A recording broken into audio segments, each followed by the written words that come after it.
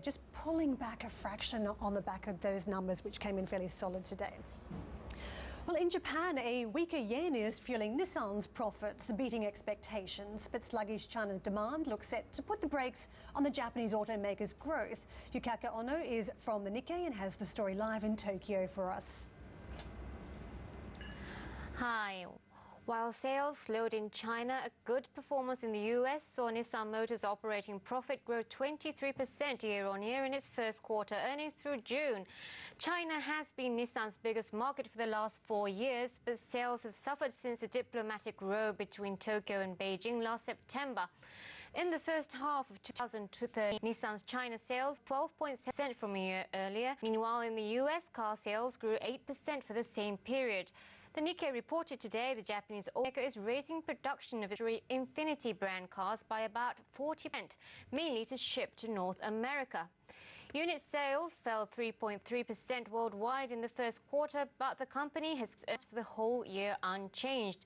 Nissan President Carlos Ghosn said in a statement today that new models such as the new Infiniti Sedan 50, scheduled to hit the market in autumn, are to push up its sales.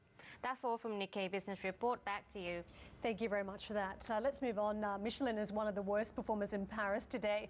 The tyre maker reported a sharp fall in first half profits, citing weaker pricing and a restructuring charge. The company did, however, reiterate its full-year outlook, seeing lower raw material costs for the remainder of the year. The share price down 5%. Well, Yannick's been staying with us, giving us some earnings reaction today. This is one stock that you cover as well. What was key? Restructuring cost? Do we just take that out and look at the rest of the business? Well, I mean, restructuring cost, I mean, it's supposed to be an exceptional item in the balance sheet, but given the outlook of European car industry, the company will have to constantly cut cost and restructure. I think what is very disappointing was the specialty tire, which is the tire for earth-moving equipment. I think it was down 25%.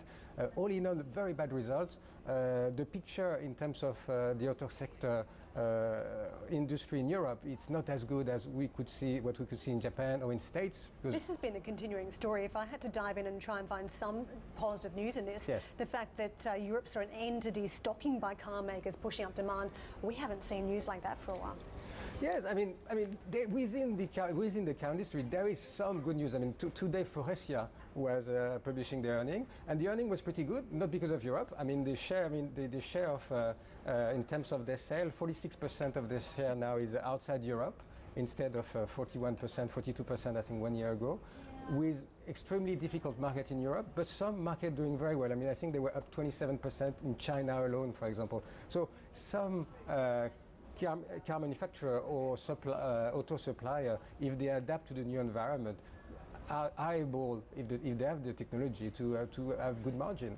Thank you very much for the analysis today. We very much appreciated it. Yannick Naud is portfolio manager at Glendevan King Asset Management.